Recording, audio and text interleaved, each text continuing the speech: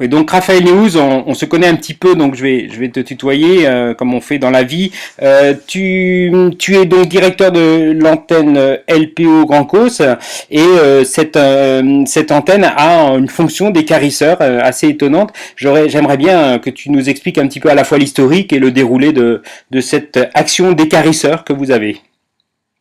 Alors oui, comme tu dis, la LPO Grand Causse est écarisseur depuis l'origine des programmes de réintroduction des vautours, tout simplement parce que dès 1971, lorsque les premiers oiseaux ont été mis dans des volières en prévision des lâchers, il fallait forcément nourrir ces oiseaux. Et un petit groupe d'éleveurs, un petit réseau informel s'est créé autour de tout ça pour récupérer les mortalités qui survenaient dans leurs troupeaux. Et donc ces quelques brebis mortes servaient à alimenter les oiseaux qui étaient en cage. Ensuite, à partir de 1981, une grande partie de ces oiseaux ont été libérés pour être réintroduits. Et donc, en fait, ce réseau informel d'éleveurs a continué à fournir des cadavres qui servaient à alimenter ces vautours.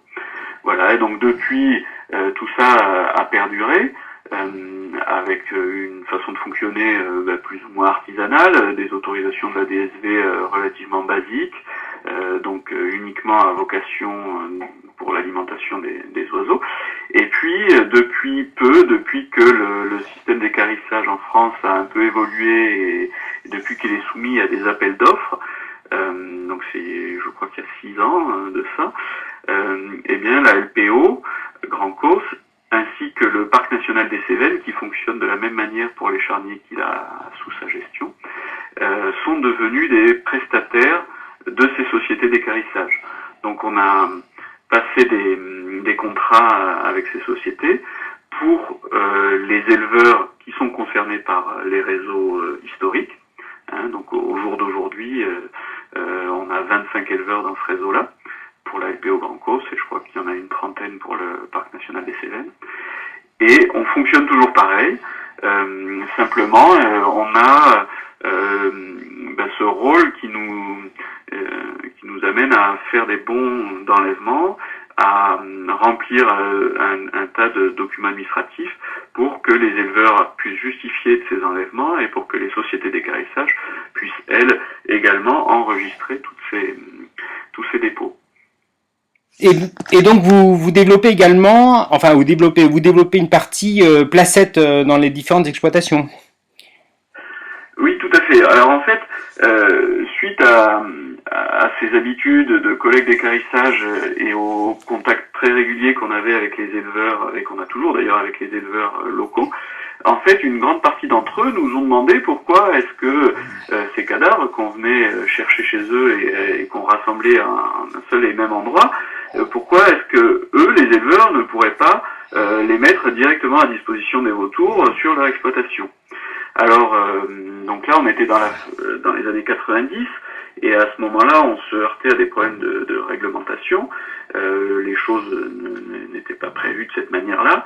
Et puis, il faut se remettre dans le contexte, on était en pleine crise de la vache folle, donc pas mal d'inquiétudes. Et en fait, c'est grâce au travail d'un veto, Guy Joncourt, qui a initié un certain nombre d'études et de recherches qui ont amené à faire en sorte que le vautour soit reconnu cul-de-sac épidémiologique.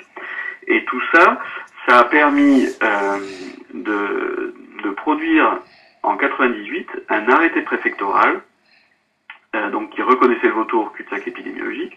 Et à partir de là, on a pu commencer à imaginer un système pour que les éleveurs utilisent directement les vautours. Alors ce système, c'est la placette d'alimentation. C'est un espace de, en gros, 1000 mètres carrés, 30 mètres par 30 mètres, clôturé.